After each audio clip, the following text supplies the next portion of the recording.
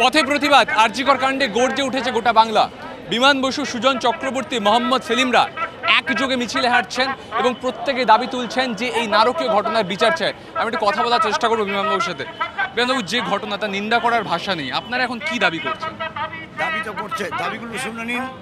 দাবি করছে স্বাস্থ্যমন্ত্রী পদত্যাগ করতে হবে, পুলিশমন্ত্রী পদত্যাগ করতে হবে, আর তদন্তে যা সব রকম সহযোগিতা করতে হবে, দোষীদের দৃষ্টান্তমূলক শাস্তি দিতে হবে। আজকে কন্যাশ্রী দিবস পালন হচ্ছে, মুখ্যমন্ত্রী সেখানে পার্টিসিপেট করছেন, আর এদিকে এত বড় ঘটনা।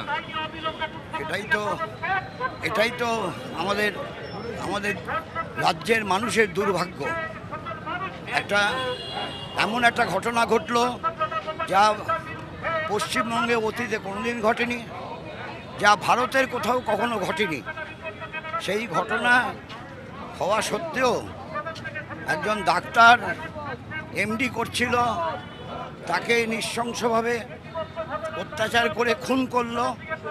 তার জন্য মহিলা মুখ্যমন্ত্রী তার কর্মসূচি বহাল রাখতে হবে, সেটাও মেয়েদের কর্মসূচি, কন্যাশ্রী। এটা আমাদের রাজ্যের পক্ষে কি বলবো, রাজ্যের পক্ষে খুবই খারাপ দৃষ্টান্ত স্থাপিত হলো। যে আরজিকরের ঘটনা, তার যে সেমিনার রুম, তার পাশেই একটা বিল্ডিং ভেঙে ফেলা হচ্ছে, প্রমাণ লোপাটের আশঙ্কা করছেন অনেকে। না, এটা সবাই মনে করছে প্রমাণ লোপাটের জন্যই করেছে, সিবিআই আসার আগে যাতে সব করে ফেলা যায়। আরেকটা কথাই, আরজিকরে যিনি প্রিন্সিপাল ছিলেন তিনি পদত্যাগ করলেন, তাকে সঙ্গে সঙ্গে আরেকটা মেডিকেল কলেজে পাঠিয়ে দেওয়া হলো। তো পুরস্কার করা হলো, তার মানে পুরস্কার করা হলো।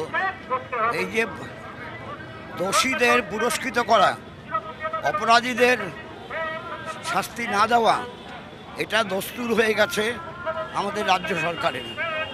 ঠিক কুণাল ঘোষের কথার উত্তর দেওয়াটা আর দেবেন না, অনেক হয়েছে। কুণাল ঘোষের কখন কি কথা বলে না বলে, এইরকম কথা বলাটাই কুণাল ঘোষের অভ্যাস এবং কালচার। আমি তার উত্তর দিচ্ছি না। আরেকটা প্রশ্ন, আজকে মুখ্যমন্ত্রী কন্যাশ্রী দিবস পালন করছেন, সেখানে বিরিয়ানির প্যাকেট নিয়ে আসা হয়েছে, ধুমধাম করে পালন হচ্ছে যখন রাজ্যের এই অবস্থা। মুখ্যমন্ত্রী আজকে কন্যাশ্রী দিবস পালনের নামে যেভাবে জাঁকজমক করছেন, সরকারের টাকা শ্রাদ্ধ করছেন, ওর লজ্জা হওয়া উচিত যে এই হাসপাতালের আরজিকর কাণ্ডের পরেও কোন লজ্জায় উনি আবার কন্যাশ্রী করতে যাচ্ছেন, বিরিয়ানির প্যাকেট নিয়ে জাঁকজমক করতে যাচ্ছেন। এটা যার লজ্জা থাকে সে পারে না, যার লজ্জা নেই সে পারে। শুনুন, আজকে মহিলারা শুধু বাংলায় নয়, দেশের বাইরেও রাত জাগছেন, রাতের পাহারা দেবেন বলছেন। এই কর্মসূচিকে তৃণমূল কটাক্ষ করছে, ওরা বলছে এগুলো রামবামের যোগসাজশের ঘটনা। আমি জানি না ওরা কি কোনটা বোঝেন। এটা একেবারে নাগরিক সমাজ বলতে যা বোঝায় কোনো সন্দেহ নেই। বহু মানুষ, সাধারণ মানুষ, গণতান্ত্রিক মানুষ, তার মধ্যে কেউ বাম হতেই পারেন, বাম নয় এমন বহু লোক থাকতে পারেন। তারা যে বাস্তবের প্রয়োজন বোধ করেছেন রাস্তায় থাকতে হবে, রাস্তায় তারা আছেন এমনি না, কেউ শখ করে নেই। এটা মুখ্যমন্ত্রীর মতন না। উনি বরঞ্চ শখ করে এখনও স্বাস্থ্যমন্ত্রী পদে বসে আছেন। কেন? ওনার তো স্বাস্থ্যমন্ত্রক ছেড়ে দেওয়া উচিত ছিল।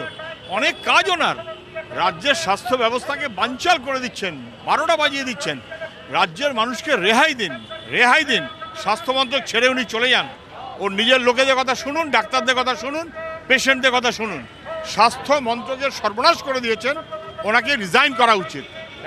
বামফ্রন্ট চেয়ারম্যান তৎসহ সামনে যেমন নাগরিক সমাজের প্রতিনিধিরা রয়েছেন, তেমনি সিপিএমের নেতৃত্বরাও এখানে রয়েছেন। সুজন চক্রবর্তী রয়েছেন, মোহাম্মদ সেলিম রয়েছেন, সূর্যকান্ত মিশ্র রয়েছেন। অর্থাৎ একযোগে এই মুহূর্তে গোটা কলকাতা তিলোত্তমার বিচার চাইছে এবং সেই বিচারের দাবিতেই মিছিলে মিছিলে পা মিলিয়েছেন প্রত্যেকে। ক্যামেরায় মাখনের সঙ্গে সুমন, TV9 বাংলা, কলকাতা।